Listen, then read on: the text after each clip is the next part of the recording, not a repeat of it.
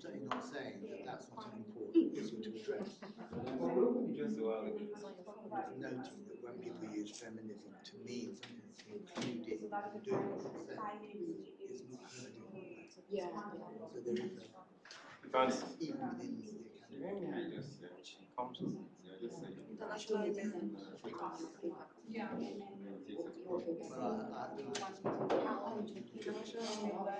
Let me just have it here. You ask me. This is a conversation minutiae with my group. Geography.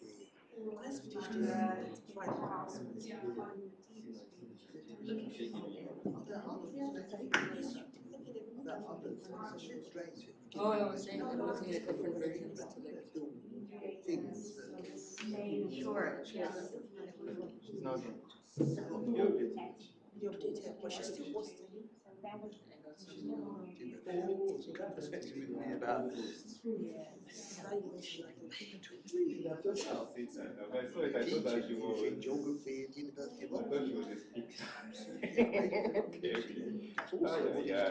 At your own institution. Couldn't believe it. Yeah, well, just the idea that you look at the global feminist lens and therefore you see it as almost like a sort of taking a religious view of things and therefore not assessing evidence in an objective warped sort of ideological way of gauging. She comes from a very particular materialist economy. Just yeah, we should start, but there's these people outside just English. I don't know if they'll make an announcement. Yeah, let me see if.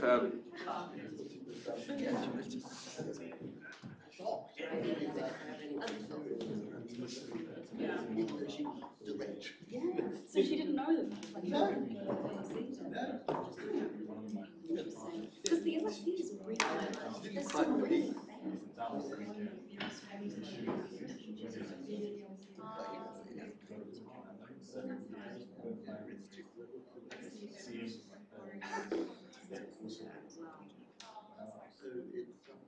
Or you're sitting the same thing. You're looking good. Yeah, I think it's a good idea. Because I see so many like different chapters. Yeah, I mean, first of all, it's only reacting way that it's like there's a discourse around it.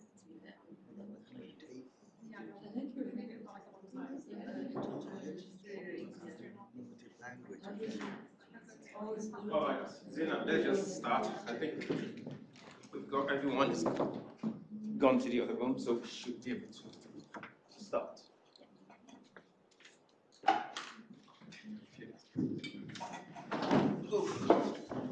Okay. Hello, everybody. Hi, thanks for joining us. Joining the program for African leadership, actually. So we thought we'll put a little 1 hour slot into the program for you to get a taste of what we do at the Program for African Leadership. We have some of my colleagues here. We have Tim, who is our Institute Director. We have Anna, who is our Research Manager. And my co-host is one of our very own PFLers, Zainab. So we wanted to treat you to a typical PFL debate. It's going to be a friendly debate, but if there is any such thing as a friendly debate. And we have 4 PFLers here. We do a lot of debates at PFL because we believe they are very key to be able to hear opposing views. And we always tell our students that if you can debate a motion that you don't believe in, then you have a much stronger chance of actually believing in what you are actually trying to propose. So today's session, we thought we'd go with, unless you've been living under a rock, you would have heard that GMO is becoming a thing in Africa. People are talking about it. And it's not, it's not as if it's controversial, but everybody has an opinion about GMOs. So our debates are intentionally selected to be topics that will evoke some sort of sentiments, some sort of opinions. Most people will have an opinion about if GMO is right or not right. Please remember that the people that we've picked here, they've been given a motion that they may not necessarily agree with. But they will debate it, okay? So the topic Zainab, I'll pass over to you to tell them the topic and then give them the format for the rest of the day. All right. Good afternoon once again, and we are pretty much excited to have you join us for today's breakout session. I would like us to sort of start off by appreciating our amazing debaters who will soon be taking the floor. You all are most welcome. And like Tosin already mentioned, we are talking about GMOs, genetically modified organism crops, and it's a relevant topic in the context of today's event, where we are looking at the role of women in the agricultural sector and agricultural policy and whatnot.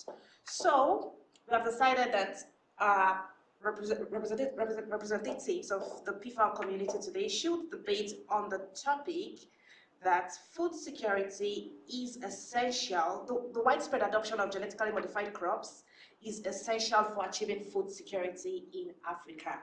We'll get to hear what they say, but most importantly, it will set the tone for the panel session that is to come. And to kick things off almost immediately, I would like to now invite on stage the first team in the person of Chidebem and Etziogene Kanoba, who would be proposing that the widespread adoption of genetically modified crop is essential for achieving food security in Africa. You're most welcome. The proposal.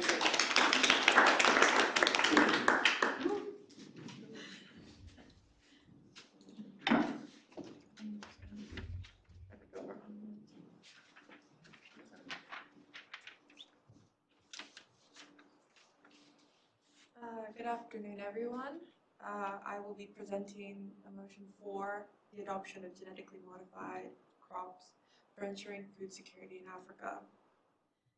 In Somalia, hunger is killing a child every minute. In southern Ethiopia, 8 million people are facing life-threatening levels of hunger. And across the continent, 266 million Africans are suffering from chronic malnutrition. From hearing these facts alone, I hope you are beginning to understand why increasing Africa's agricultural production yield is imperative from a humanitarian and socio-political standpoint.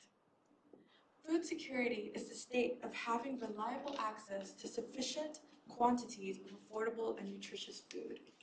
While GMO crops are crops that are engineered using biotechnology to enhance traits like drought resistance, pest resistance, and the nutritional value of the crops. The African population is said to double to 2.5 billion by 2050. So we need a 70% increase in the agricultural yield. Hence, to ensure the food security of the African continent, we must adopt genetically modified crops. Why is this so? A study done by the MIT shows that the yield of organic crops is 20 to 40% lower than that of genetically modified crops. Because GMO foods are modified to be pest and disease resistant,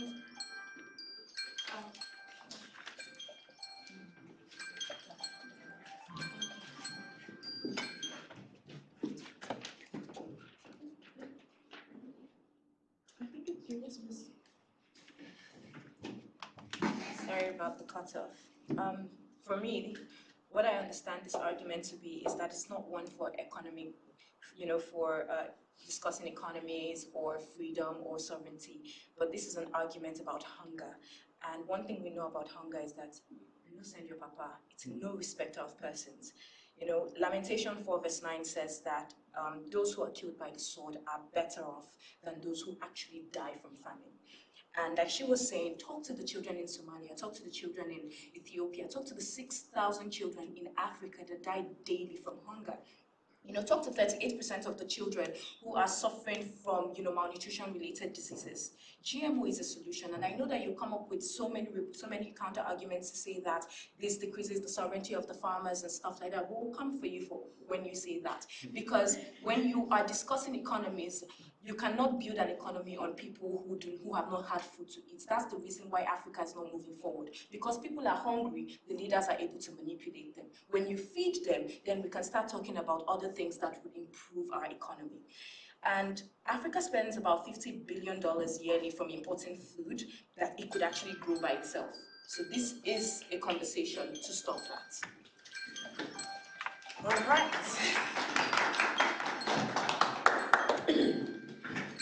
So So we've heard from the side that support the motion, and we're now here to hear from the opposing side for the next 3 minutes. Thank you. So, on the opposite side, we often hear this very argument that GMOs are here are basically a panacea to food insecurity, especially in Africa, because it increases yield. Well, unfortunately, reality is much more complex than that. Not only is yield increases not consistent throughout regions, but it is also short-lived, because most of the time those yield increases actually plateau over time. And this is due to two main reasons that are quite a source of worry. Not only does monoculture that is fostered by GMOs deplete soil from its natural nutrients, but also eventually nature starts resisting, and weeds and pests transform to resist GMOs. From South Africa to Argentina, from India to the US, we have seen this pattern play out again and again, and because of that, use of fertilizers, of herbicides, of pesticides have been actually growing even more than before the adoption of GMOs.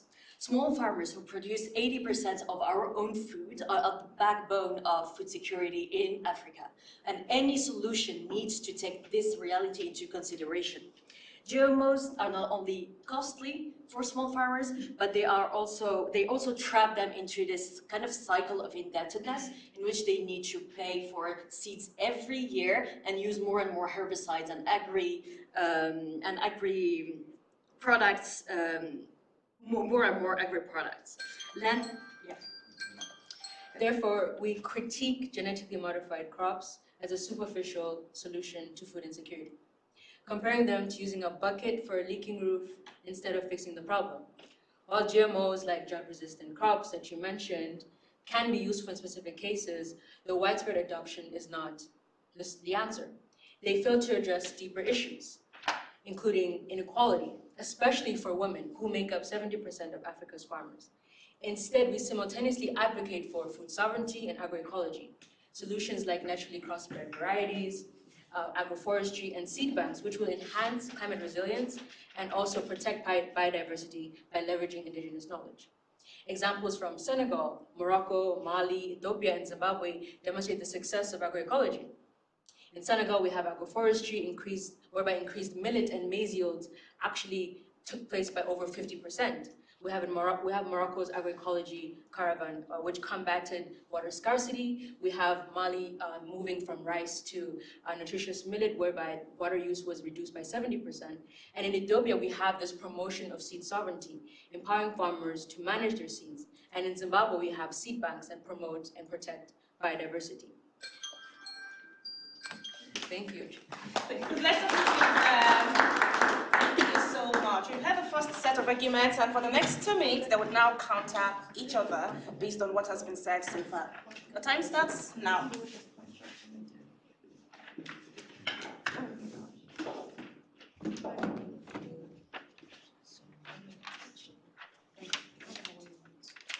Okay. So the first point that our opposing side made was the point on the subsistence farmers being the backbone of Africa. My rebuttal to this is that small-scale farmers only harvest on a subsistence level. So the adoption of GMO wouldn't really affect these farmers because the topic is food security. It's not about it's not from an economic standpoint.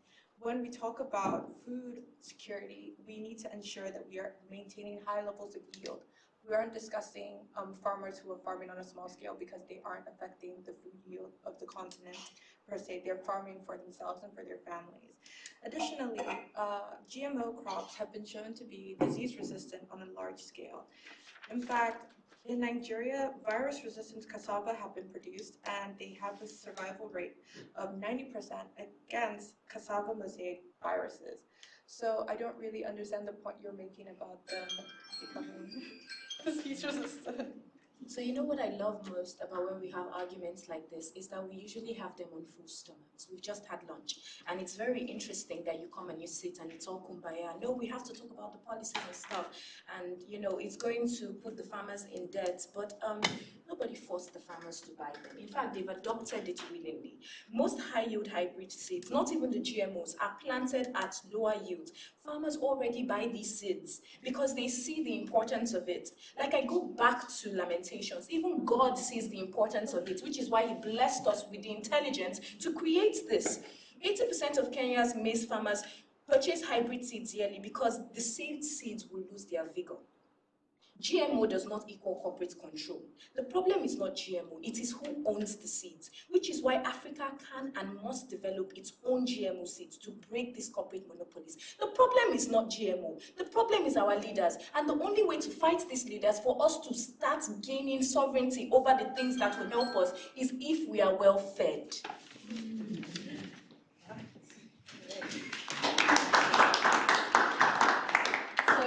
This idea that small farmers are just subsistent is not true. Again, 80% of our food in Africa comes from small farmers.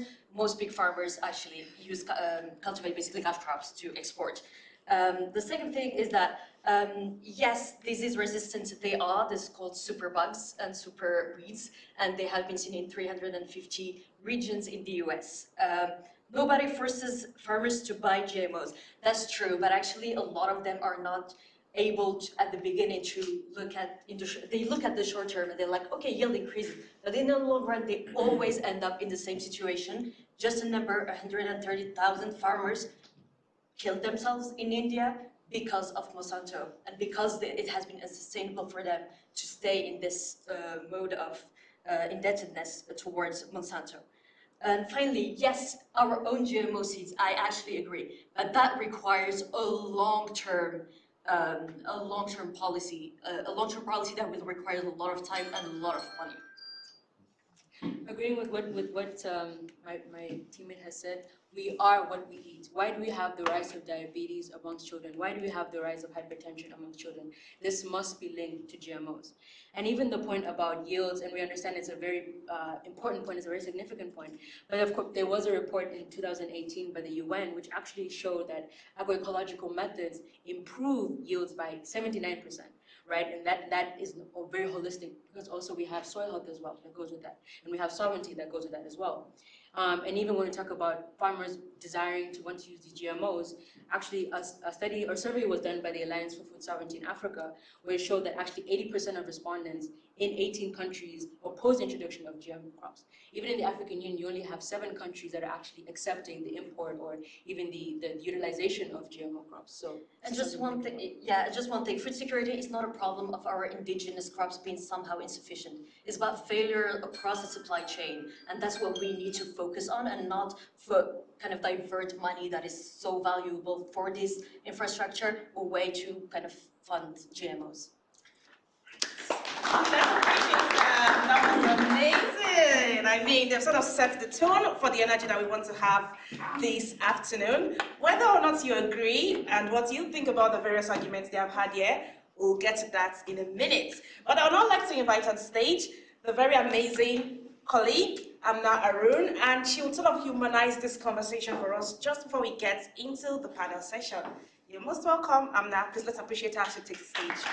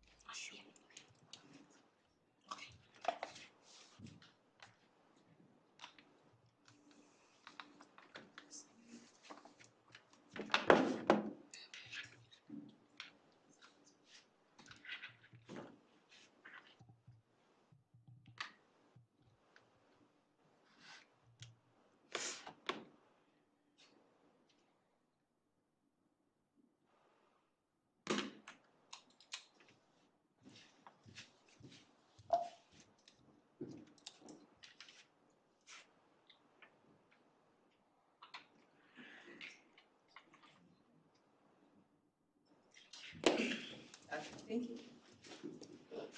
So that was a heated debate, actually.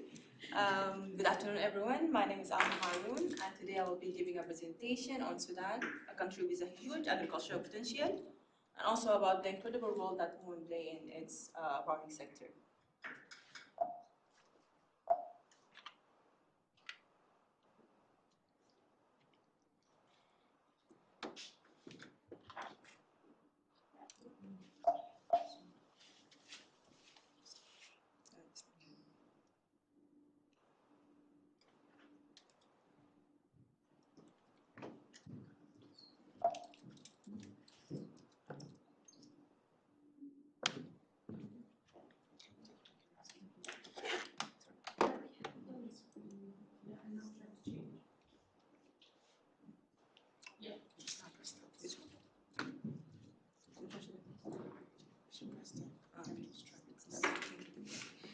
Yeah. So Sudan is an agricultural country, and it has vast arable land. Agriculture is actually in the center of the economy of Sudan.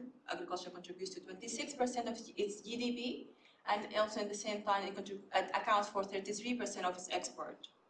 Moreover, 65% of the population of Sudan rely on agriculture for their livelihoods.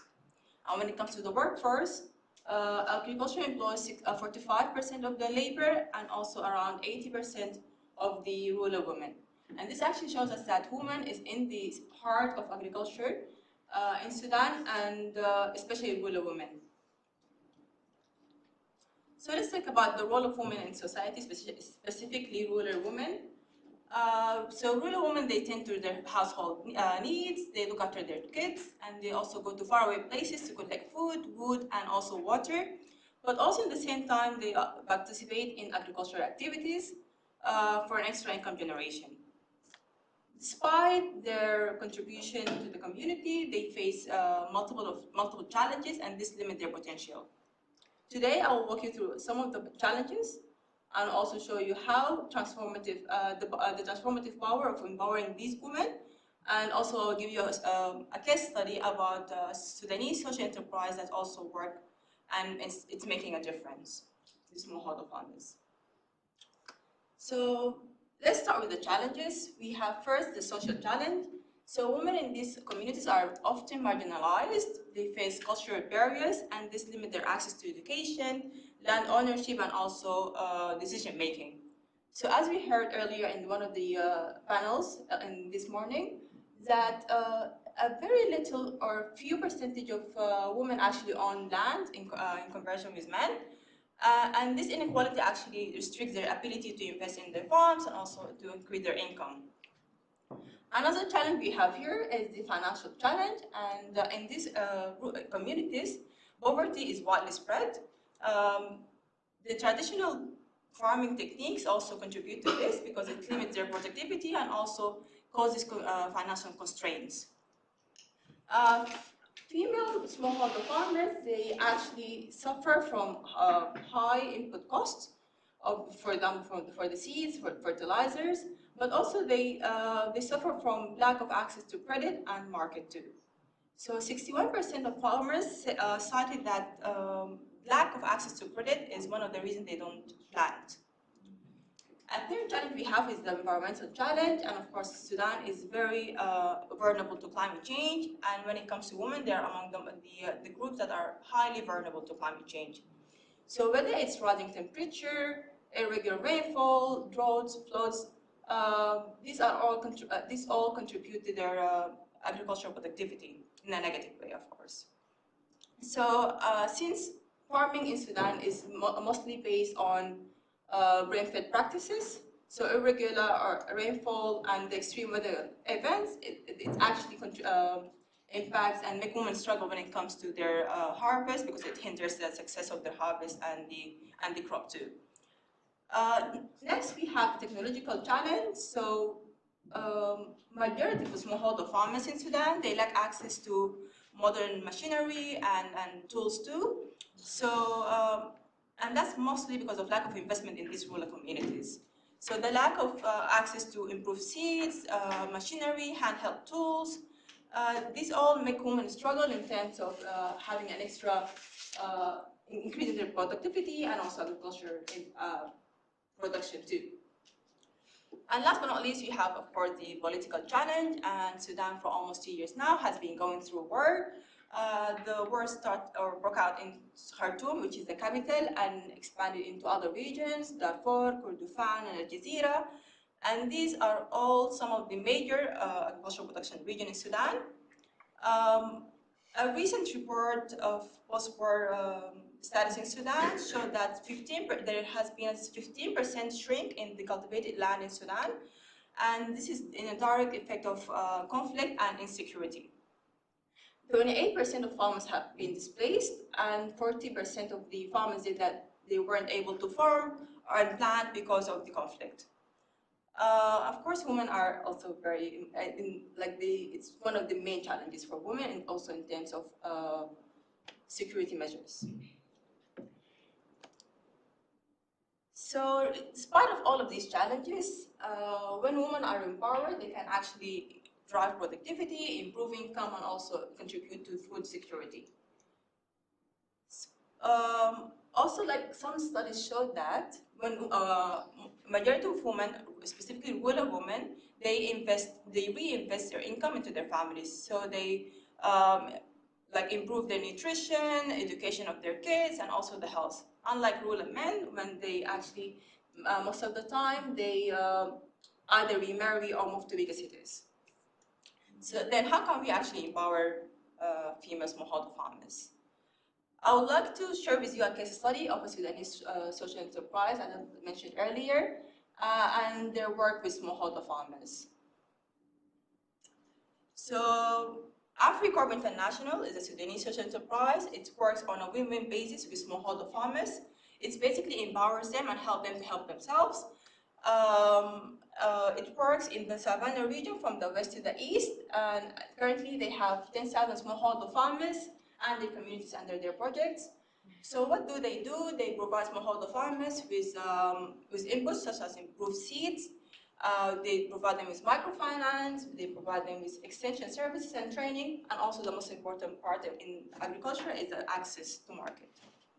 I would like to touch on one of their projects where they actually had a direct impact with female smallholder farmers, which is the organic hibiscus project. So hibiscus is known to be a cash crop, and it has high return. And in Sudan, it's mainly dominated by female because it has a post-harvest processing. So generally women, they take the harvest to their house, and while doing their other household activities, they also do the processing. Unlike, for example, gum arabic, where it actually requires physical strength, which is mainly dominated by men. So with this project, what did AfriCorp International do? So first, they helped in organizing female into cooperatives, and then they provided them with capacity building and training. So they trained them on financial management, they trained them on best practices in terms of, for example, sustainable farming, organic farming, and also they trained them on improved seed selection. These cooperatives help women to pool resources, so within themselves they establish banks, improved seed banks, and also cash banks, and this enabled them to be ready for the new season too. And also by formalizing and registering these cooperatives, they were able to approach financial institutes and private companies to request and secure loans.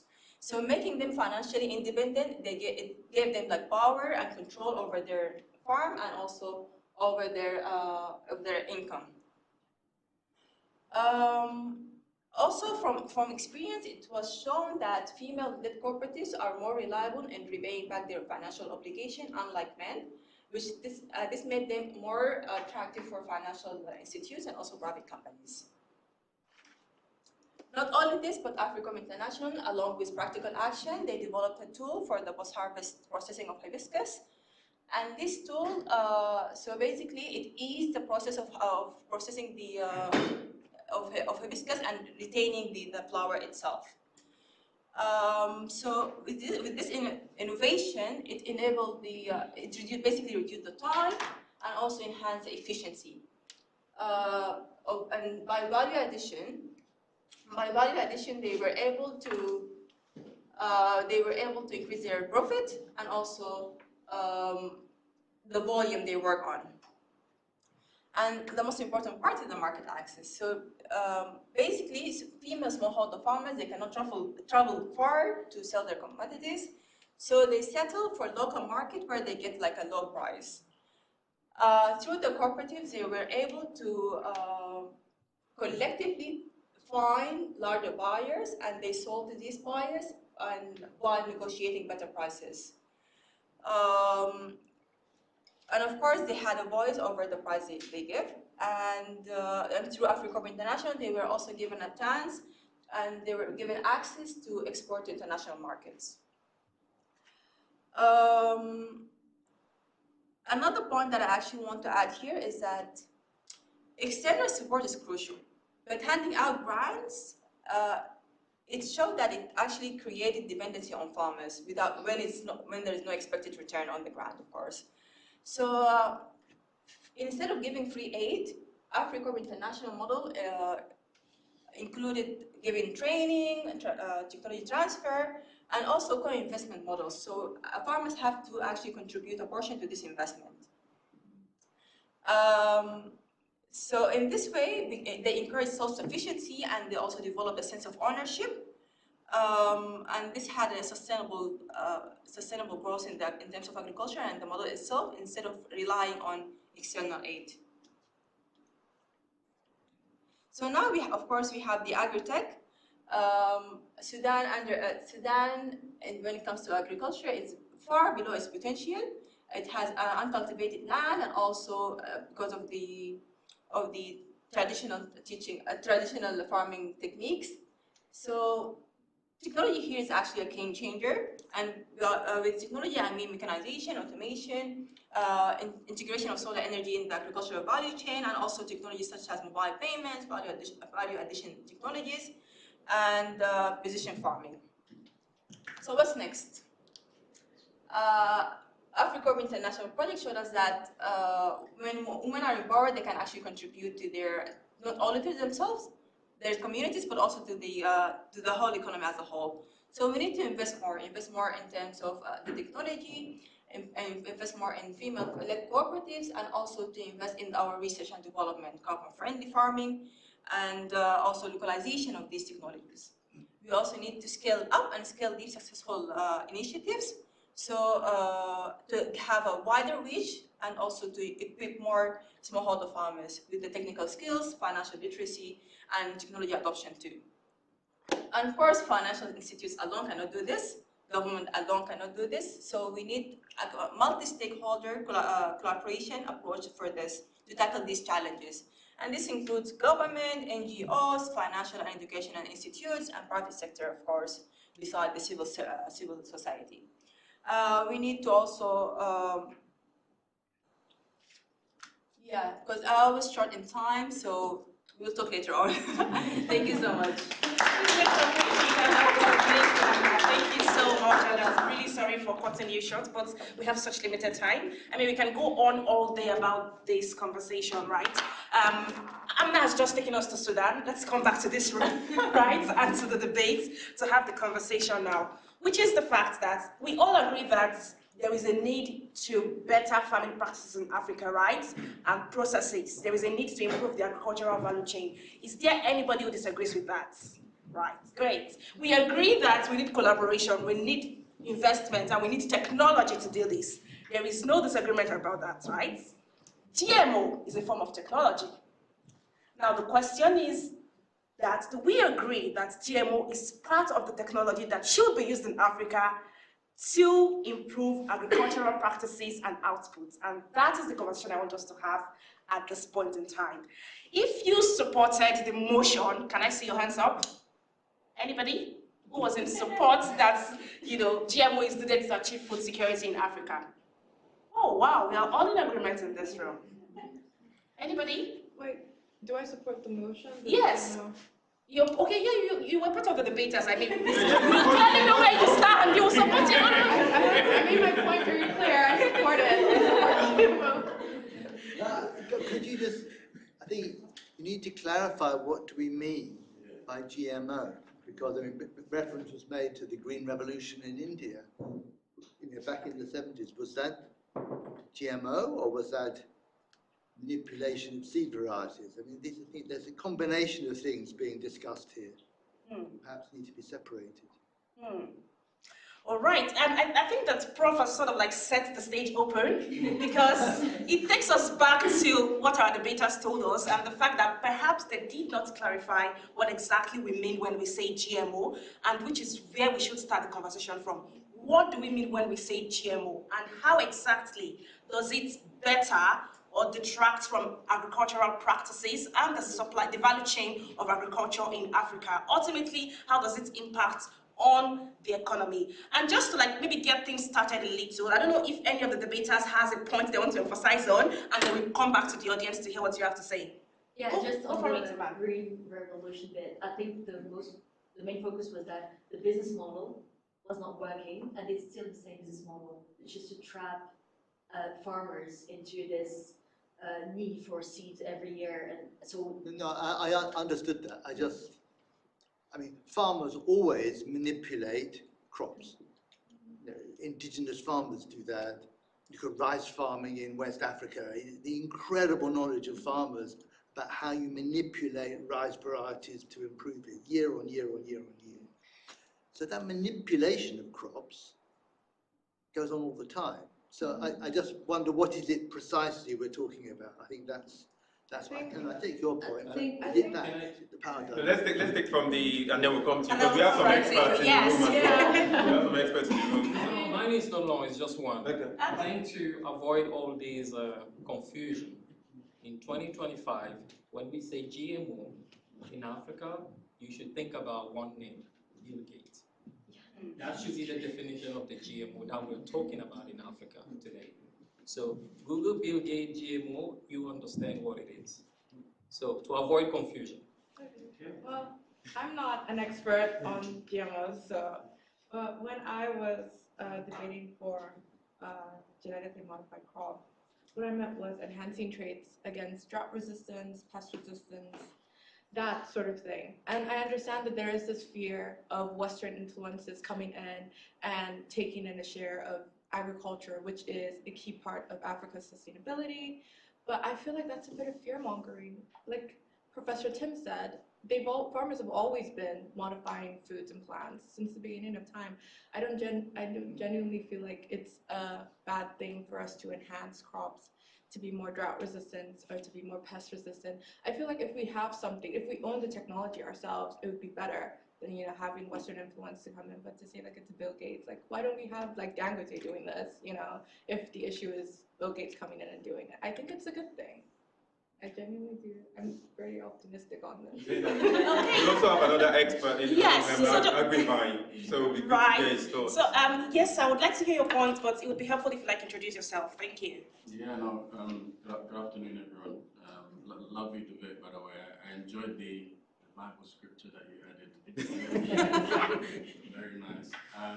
I think I'm the founder of Agribine. Started off as an import-export company, so we traded. We're now going into agro-processing, so that's the next frontier of what we do. My comments on the GMO conversation is that, you know, like it's already been established, it's quite complex, right? What we're seeing now is about 20 to 40% of the Earth's sort of agricultural land is suffering from things like soil degradation, droughts, etc. If you're talking about the needs, you know, so I agree with that point, and that's the point about the need to increase food production by 70%. That's what the UN says, to feed the global population going to about 10 billion by 2050, right? If you sit on that side of the fence, then it's impossible to not think, how can we optimize for food production? If you sit on the other side of the fence, then naturally you're going to think, you know, GMO is a bad thing, Bill Gates is the devil, he's monopolizing the industry. So it's very complex, and it kind of depends on what side of the fence you prioritize and sit on. Where do you sit on?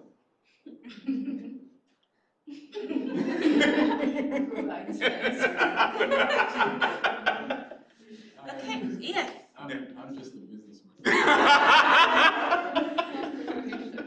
So the sense I get, I mean, I would like to come back to the audience in a minute, but I think it's sort of important to steer this conversation so that we don't go like all over the place. And one thing that has stood out is that when you mention the word GMO in Africa, people's mind goes to Bill Gates. mind goes to intervention, manipulation, and a world plan or a grand plan to come and do something to Africa, whether or not that is true. I mean, the facts speak for themselves. But GMO is way more than that.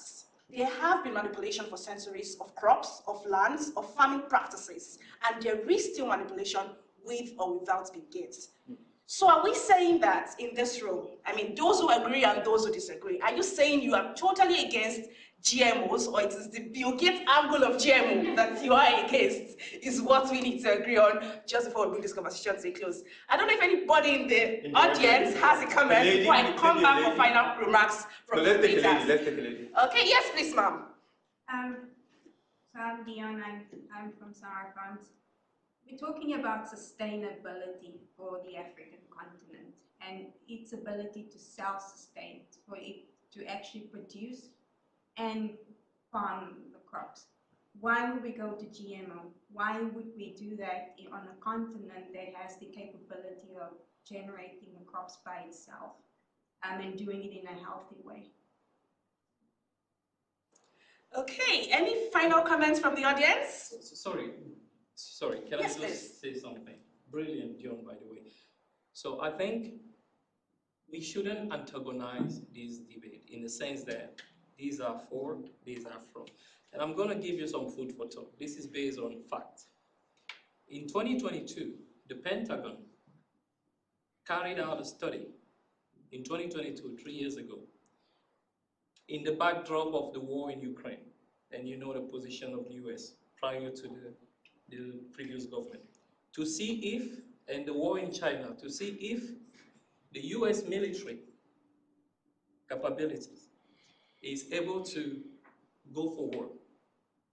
And then the result of the Pentagon was quite insightful. 77%, you can Google it, in 2022, 77%, according to the Pentagon, of young Americans between the age of 17 and 24 years of age are totally unfit for military. As a result of, a lot of them have diabetes, a lot of them are suffering from obesity. So some of us who have gone to America, you see, it's not like you watch movies with beautiful people. It's crazy there in reality, in terms of the people size. So, and then, as a result of accumulated years and years and years of genetically modified organ in the food that is fed to the people in America. So I just want to throw that so that you can understand what it is. So in a continent that is already suffering from malaria killing a great deal of people, so you now want to add GMO, so are we heading towards the population of Africa? Think about it. I think it is clear where you stand. Well, I've come here to take one final remark, very briefly. Representing this group, LSE, right? Who's representing this group? Iman. All right. In 30 seconds, take us away. 30 seconds. Yes, please. I do not support the motion. I'm speaking from a health standpoint as a doctor and somebody who is now doing public health. And like you said, when you think about GMO, follow the money, it's Bill Gates.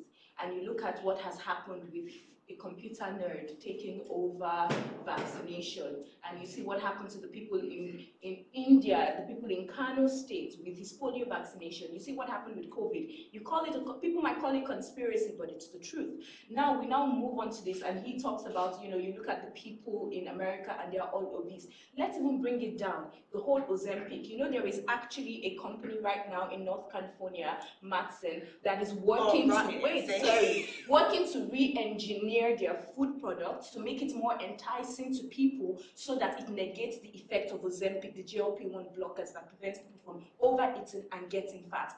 We're talking about food. Benue alone produces enough yams to feed the entire West Africa. I think we'll leave it there and say thank you so much. That's a fine place to leave it. All right, Iman. Yeah, I think our main point was not that much that GMOs had absolutely no place, or biotechnology in general had absolutely no place. I think we had a beef with the widespread.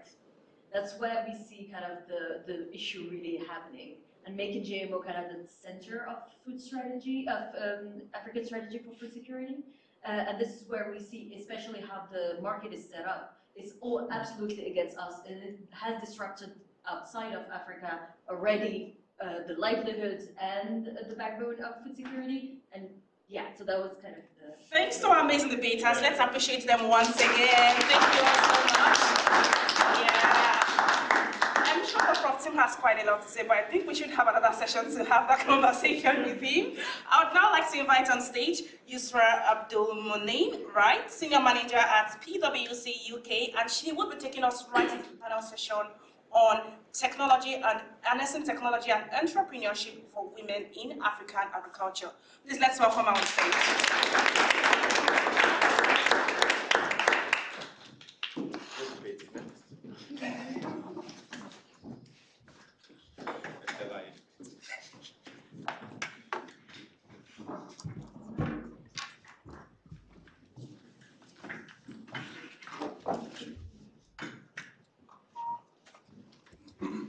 Hi everyone. Good afternoon. Thank you so much for the welcome.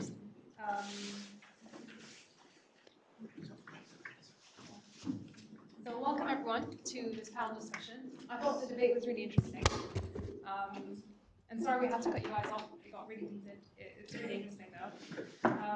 For our panel discussion now, talking about harnessing technology and entrepreneurship for women in African agriculture.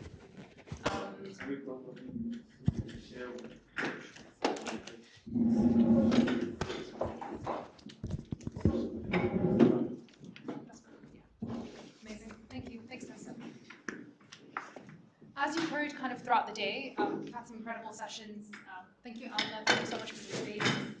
A comment that's been echoed is we all recognize that agriculture is really the backbone of many African economies, and women play a very pivotal role in ensuring food security and economic growth.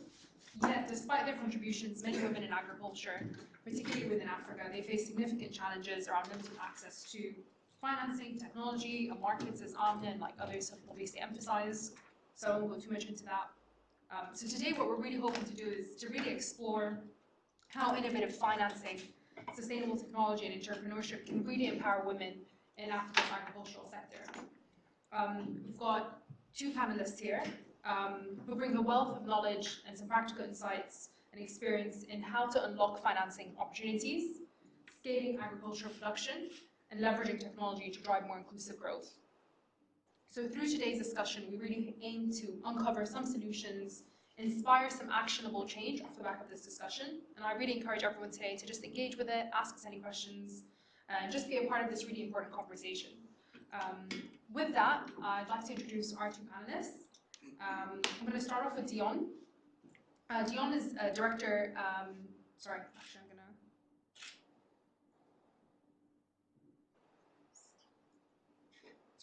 she's a senior manager at Sahara Farms. Sahara Farms leverages corporate and retail investments from developed economies to empower sustainable agriculture and smallholder farmers in Africa.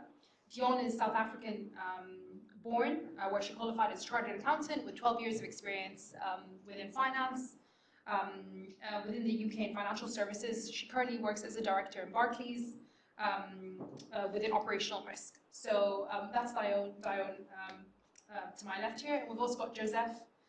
Joseph, as he mentioned earlier, is an agriculture entrepreneur.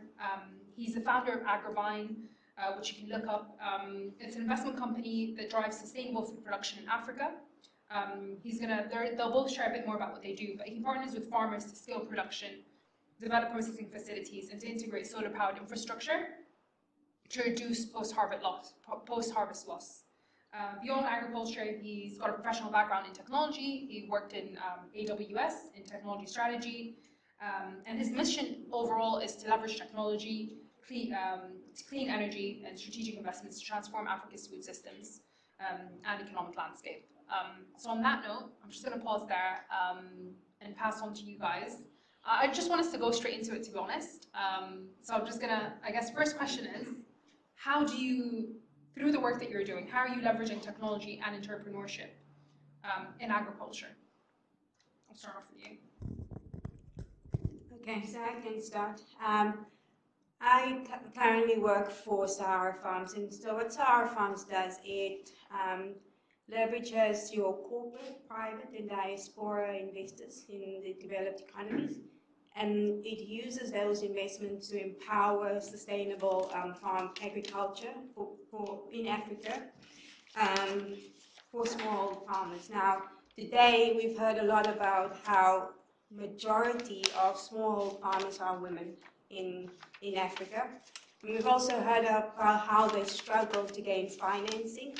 And financing really is the backbone of how you scale your farm and how you build your operations.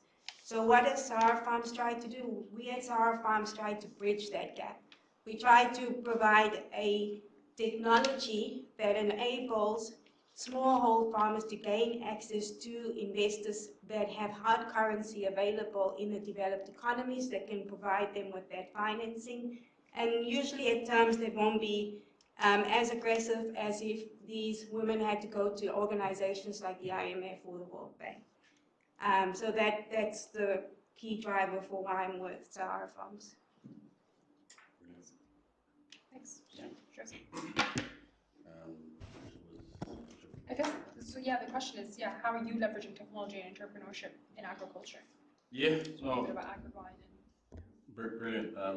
Thank you. Good question. I think across the entire value chain, the agricultural value chain, you see entrepreneurship. As it's been established already today, you know, in Africa, agriculture is not just sustenance, it's also a huge form of income. Specific to women, I think about, you know, at the very minimum, about 40% in any given nation, 40% of women are in agriculture, right? At the very maximum, you're looking at about 80% in particular regions. So specific to women, it's a huge form of income, also sustenance. If you look across the value chain with what we do, so we, you know, our goal essentially is to support an increase in production, so scaling up production. But our North Star is, you know, establishing infrastructure, so cold storage facilities, processing facilities for particular crops, reducing the post-harvest loss, and kind of moving things down the value chain in Africa. If you look at the roles or entrepreneurship opportunities within the value chain, you've got people in HR, you've got people in branding, you've got people in marketing. You know, in any given factory, you have a HR manager, an IT officer, a factory manager. Essentially, you have someone that's liaising with your retail outlets, so distribution and markets. So in terms of entrepreneurship, I think there's huge opportunity, especially for women. One thing I've also noticed recently, I was reading a piece of research, is that I think women have a higher propensity for things like agro-tourism.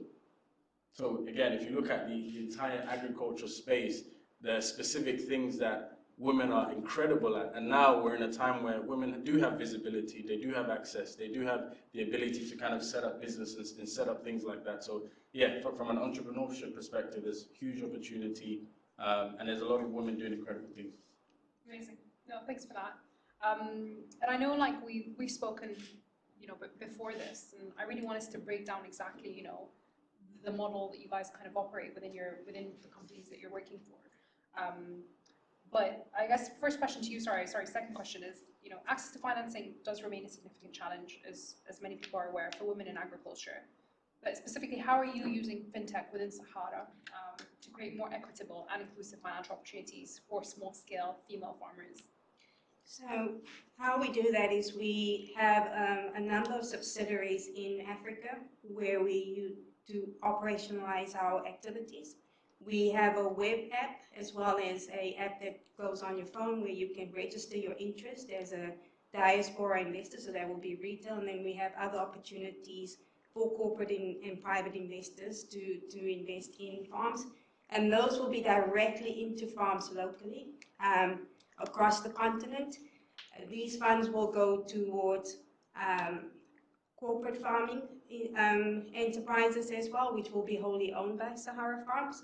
But it will also go to smallholder farmers, and this will all happen through our integrated app that bridges that gap between the investor that sits in the developed world, or the G7, and then the actual farmers that sit locally in the country. The second part we use is we've got PPPs, or private public partnerships, with governments locally, and that allows us to ensure long-term securitization of our farming activities locally. So that means we are able to then build that connection between private enterprise and government. Okay. That's really helpful. Thank you. Yeah, go for it. Yeah, no, I think technology is obviously a passion of mine, given my professional background. I think you're seeing a lot of innovation. You know, one thing I say when it comes to Africa is something I call technological empathy, right? So, you know, last year I was in Australia, Perth, you know, Europe, America, California. What they use on the farm, you know, they're using drones that are sort of allocating agricultural inputs more efficiently than maybe a human would. They're using robotics to kind of cut time. They're using driverless tractors. I think in Africa, there's an empathy that's required, right? You know, we don't necessarily have the infrastructure to facilitate that level of innovation. However, there are areas where we can innovate, you know, so greenhouses have been around for a while, you know, scaling something like greenhouse, efficient irrigation. As simple as it sounds to maybe anyone in Africa, in Nigeria especially, most farms are operating at maybe 30–40% productivity. So even having more efficient irrigation is something that, you know, allows us to increase yield. Specifically from what I've seen as well, you know, I have a good friend of mine, Wawuso Gison. She's a Ghanaian in North Ghana, and she's developed technology across the shea nut trade. So about 10,000 female farmers who are now using her application to digitalize the value chain. And what does she do? She allows them to kind of record and store their yield and crops and allow market access easily. The context to what she's done is, in that region, you find that, you know, I think someone mentioned it earlier, females are more likely to process because the males in that region feel like it's something beneath them, right? So you have females who do a lot of the work, and historically, these females would do the work, and then they'd maybe give the money or give the crops to, you know, their husbands or partners or male in their family. The fact that they can now have technology for their own, they can kind of store, record, understand their data, and have market access for themselves. Specifically to our projects, you know, you mentioned solar power. I think, again, I'm big on solar. For the last 15 years, it's been a bit stop-start. It's, you know, sometimes it works, sometimes it doesn't. I think the lithium-ion batteries have really changed the game, allowing us to store more power for a longer period of time. So using things like solar in rural areas is a form of technology that allows us to, you know, power cold storage, power irrigation, power processing facilities, ultimately increasing yield and reducing some of the losses that we currently have.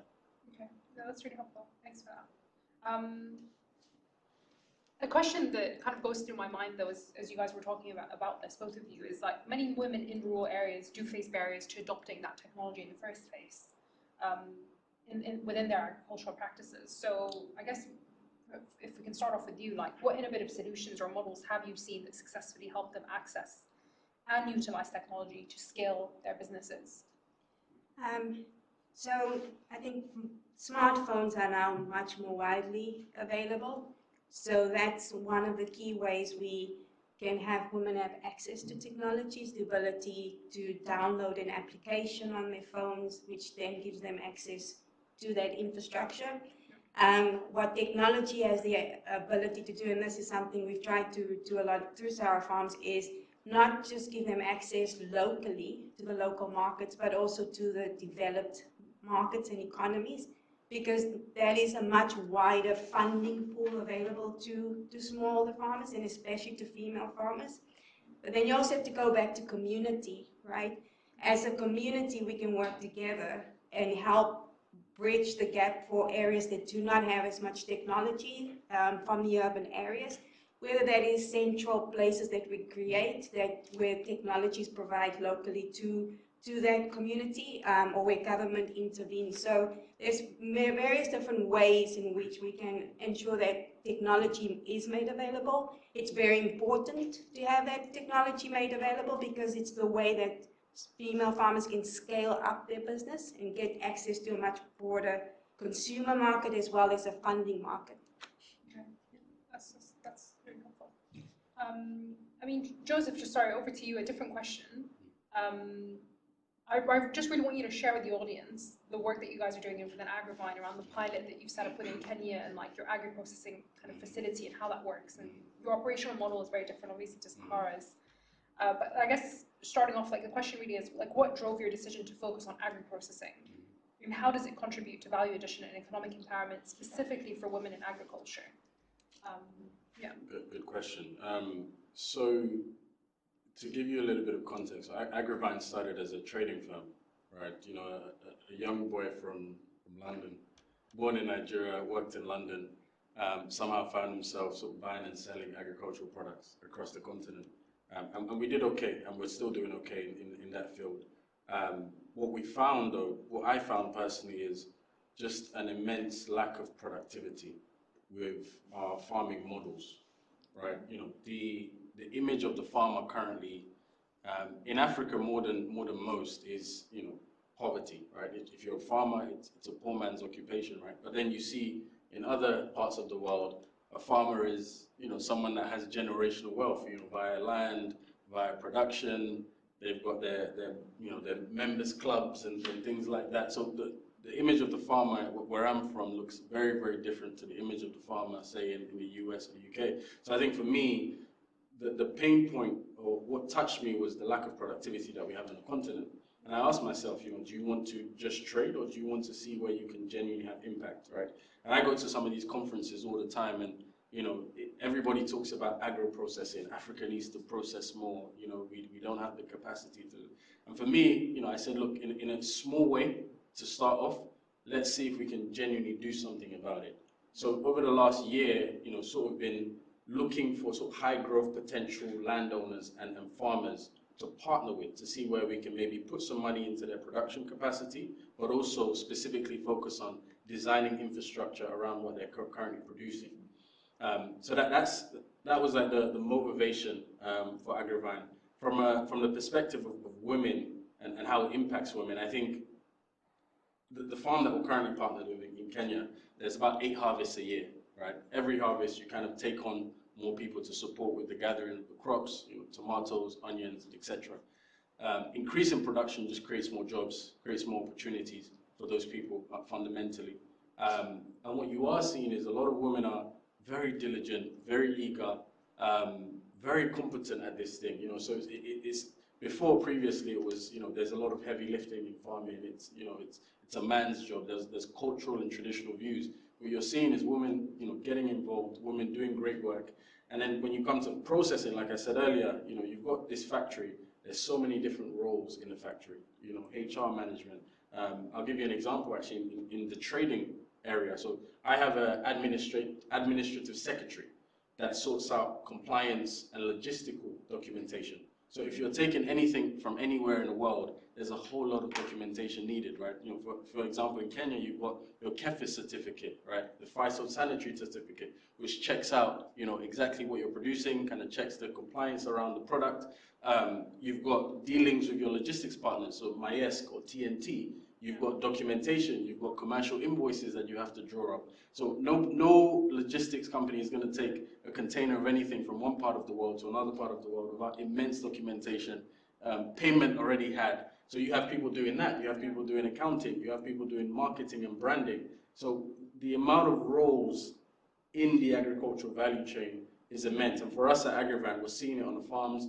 We're still doing the feasibility study for the factory, but again, even in our planning, we're seeing roles that are already mapped out for women potentially and also men.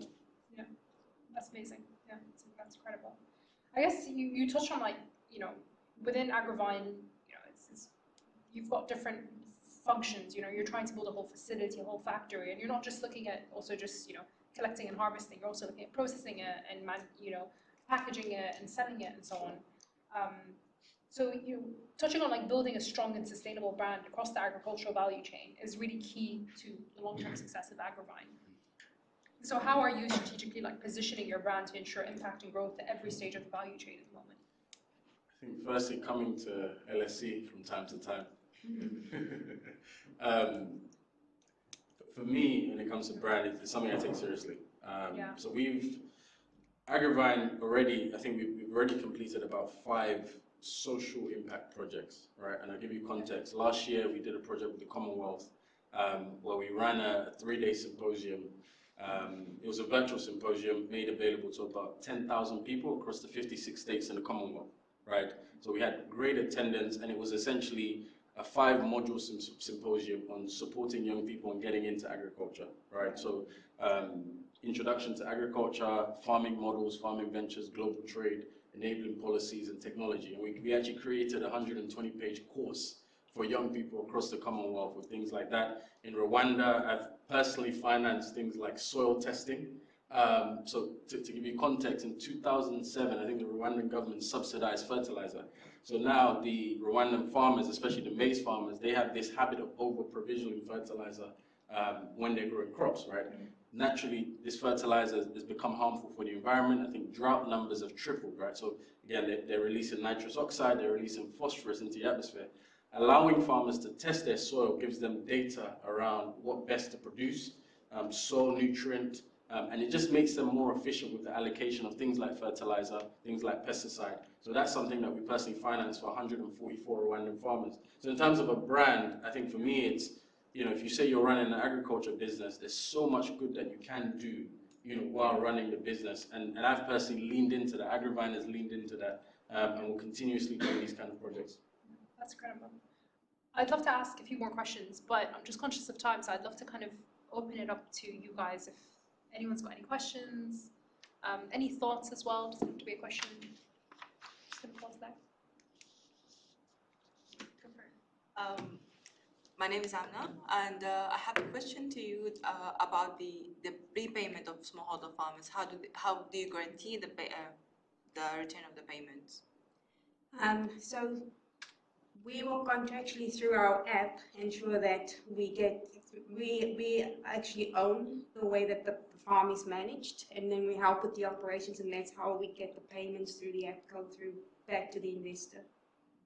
How about in the case, for example, like with climate change and everything, and if the harvest season wasn't successful, so what do you do in this case? We've ensured that we have insurance in that instance, so we've gone contracts with different insurers to make sure that if in the event where your harvest fell, then we at least have that coverage for them as a backup. Yeah.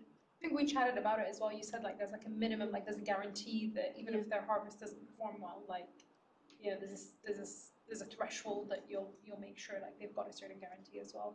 We also, what we do is we have soil surveys and scientific reviews done of the land to make sure we know exactly what crops it can yield, how quickly it can yield that crops and how long it takes. And we provide all of that information on the app. So when an investor goes in, let's say, for example, they want to go for rice in Nigeria, it's very specific that this is the farm it comes from, this is the soil type, this is how long it will take to yield a return. All of that data is transparently provided back to an investor to make an informed decision. Thanks. Sorry, go for it. Thank you so much. Brilliant conversations. And regarding, navigating peace and conflict, I just wanted to ask Grapevine, what kind of innovative approaches, I see we're talking a lot about technology, so what kind of innovative approaches have you put in place, to support women in these kind of fragile contexts, say in Benue State, in Borno State, where we have high insecurity? Really good question. I think my answer will probably stem from a project that I've worked with the Commonwealth again. The project was titled Nourishing or Leveraging Agriculture for Social and Economic Impact. And the conversation geared towards, what about people in the north, right? This was with the Nigerian government. What about people in the north? Even if you give them your capacity building and training, if you give them finance for a greenhouse, for example, or even if you build a large facility, how do you ensure the safety of that crop or the safety of that facility? And I think for me, it's a policy thing. If you want to say that you want to support women through sort of women-led financing, women-led training, it also has to be backed up by policy and government support within that region. So if let's say you have a facility in Kaduna or Kano or Benue State, for example, there has to be the governor's support. There has to be people within politics or initiatives and policies that support the safe travel, the safe passage, and the safe operation for those women, right? Because we all know the insurgents within those regions. We know the conflict that exists. There's nothing that, you know, probably a business person can do, right? Because these are issues that exist. But I think that from a political level, it's probably the best option. Got a question at the back. Is that okay? Oh, sorry, go for it. Okay, I have like 3 questions, but I hope. You mentioned that you have kind of this, you're working with investors and you have these like public-private relationships, and I thought that was quite significant because and you're working, of course, in financing and all that. So I did work in like an agri-fintech startup, and it was very much kind of private. Well, it was the company and the farmers, so that lack of government was really what felt. So I'm curious to know, when you're engaging with this public-private partnership, what are some challenges? What are some limitations within that kind of dynamic? And then you mentioned, I think what you're doing is really interesting, like industrialization, agro-processing. So I'm curious to know, what is the framework in which you work with the farmers, right? So is it kind of like cooperatives, like what she mentioned, or is it more individualistic? Is it family farms? Like, how do you navigate that? And then, of course, I think both of you talked about like soil testing and soil surveys. So I'm curious to know, like, maybe what about the role of precision agriculture, which I think is, you know, it's something that allows farmers to put exactly the amount needed of inputs, as opposed to, you know, kind of having to go through these logistics. Those are my questions. Thank you. So I can start on the public-private partnership. So have we experienced really any limitations? Not really, and the reason for that is agriculture is a massive initiative for African governments, especially now and into the future. So any project right now that is earmarked to grow food, to ensure to just support agriculture, you'll have government backing fully for it. And that's made our job really easy to get government on board. We've already gotten a number of governmental agreements in place. So we've got Ethiopia, we've got Sierra Leone, we have Nigeria, because this is part already of the country's strategic objective, which is to ensure it scales out its agricultural industry. In terms of our soil surveys, we make sure that whatever surveys we receive, those go through peer reviews, and those peer reviews ensures that whatever the farmer is receiving, they get information that has been subject to testing or assessment. Yeah.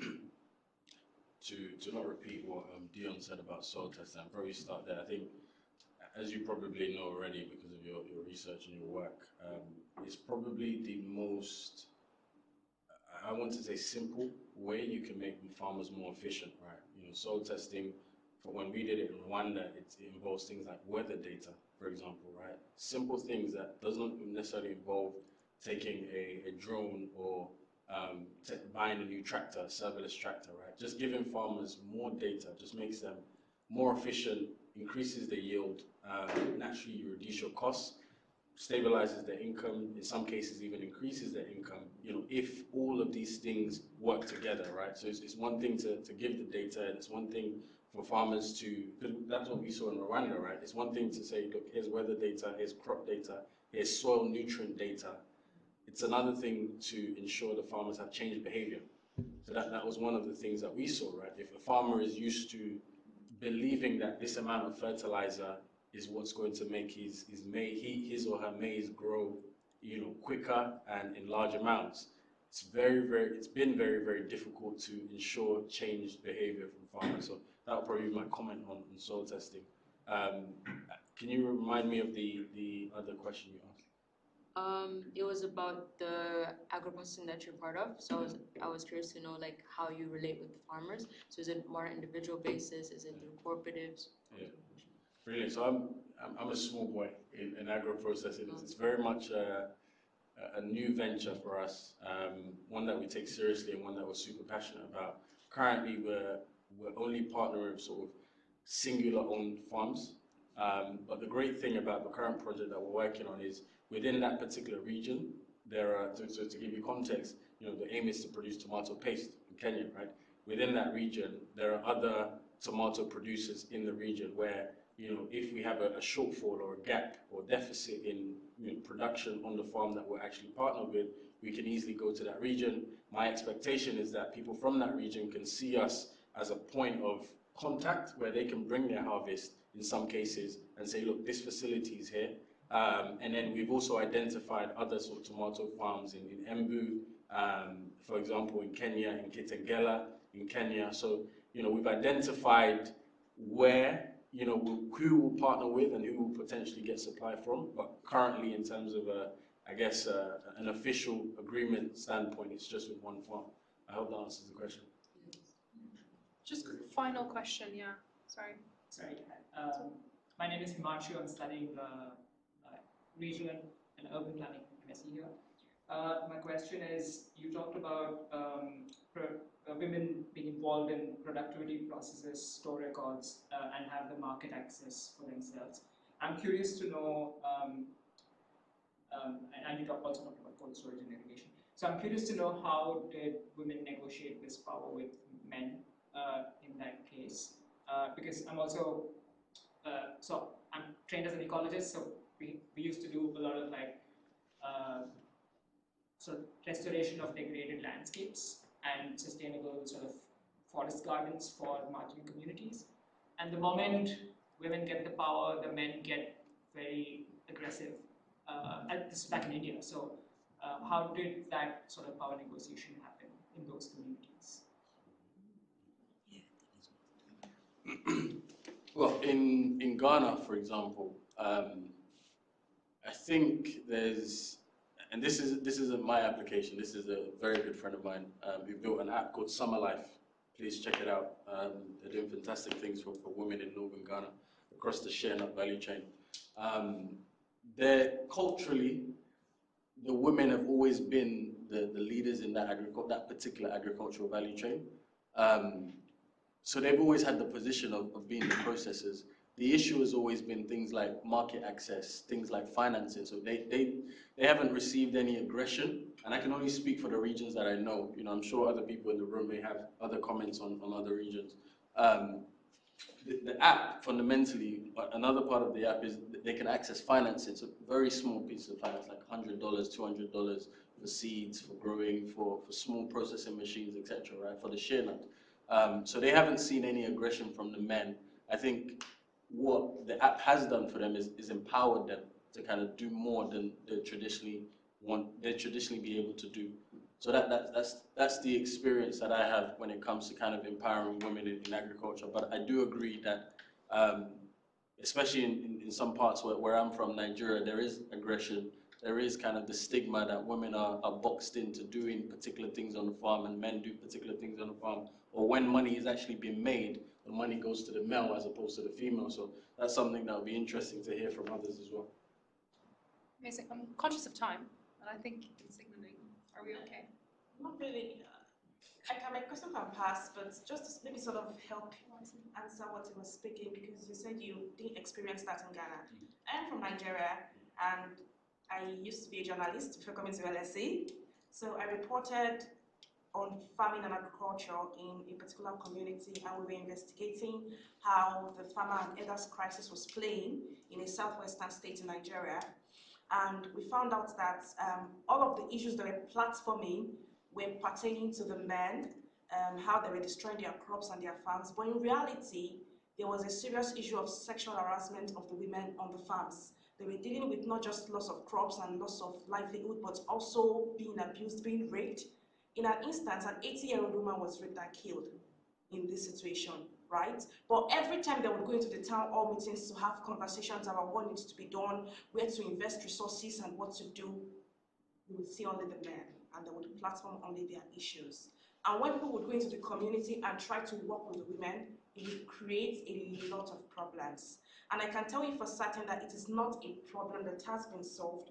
So it is something that needs to be addressed. It's not really about the agricultural sector in that sense. It's about the entire ecosystem and how we view and value women in our society, and the policies that continue to stand against women and prevent them from thriving. So I think that's what we need to address. And as people in this space, if there's anything I think we should walk away from from this room is the fact that we need to do more to protect women, to create structures that protect women in the agricultural value chain, not just farmers, and ensure that their issues take like the front row seats, but also that where decisions are made and when they are made, women are in those rooms. So yeah.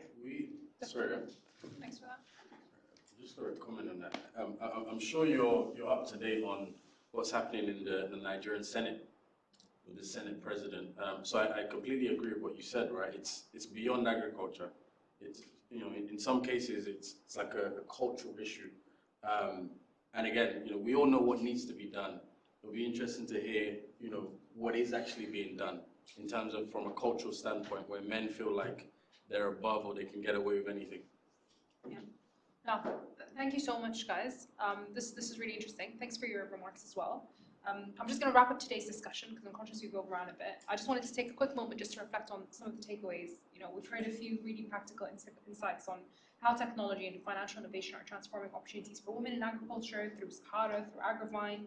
We've discussed the critical role of access to finance, the importance of scaling solutions for rural women, and how agri-processing and brand building can really, you know, elevate, you know, the sector's impact. You know, if this pilot is successful and kind of scaling that. So the road ahead does require, I mean, it's a comment that's been echoed in all the sessions I've attended so far, but this road ahead really requires collaboration among government, private sector players, communities, to really break down some of those barriers and ensure women have the resources that they need so they really thrive within the agricultural sector. So to our panelists, I just wanted to say thank you so much for sharing your experiences.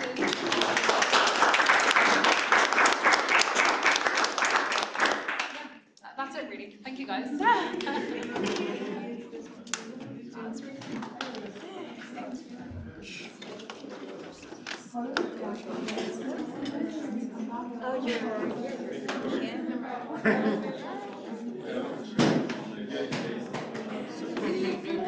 Yeah, where is that? Yeah, in the space.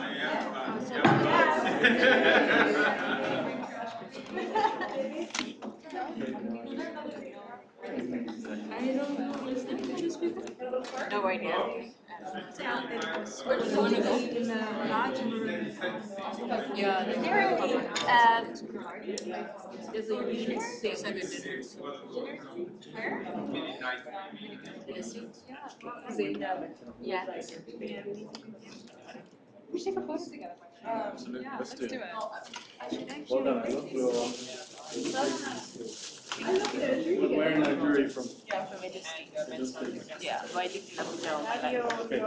Do you Yoruba? No, I don't. But I studied in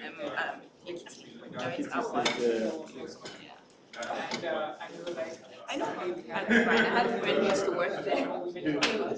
Daniel, I can't remember. But I know he was one in the product management team. Yeah.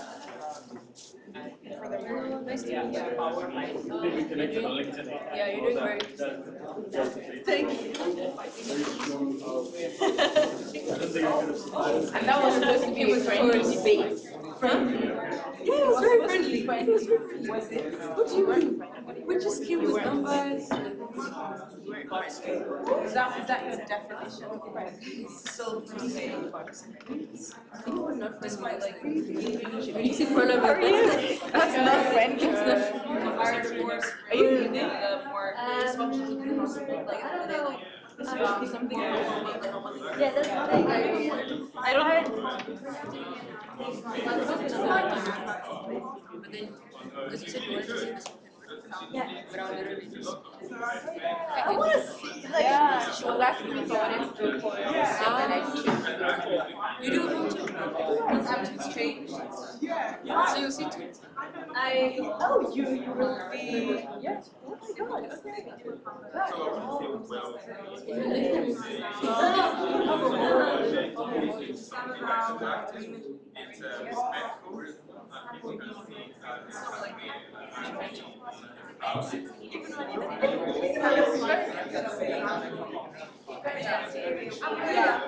Okay.